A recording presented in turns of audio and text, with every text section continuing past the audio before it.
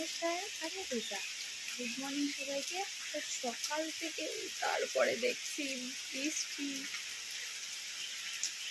কি বৃষ্টি শুরু হয়ে গেছে। তোমাদের ওখানে কি বৃষ্টি হচ্ছে? তাড়াতাড়ি কমেন্টে জানাও।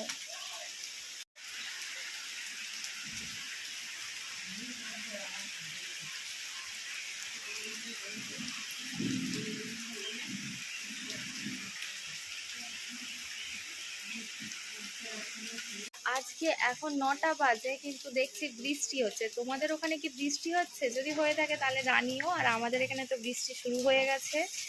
আর বৃষ্টিতে ভিজবেন না, ঠিক আছে? ছাতা রাখবেন সবসময় সঙ্গে।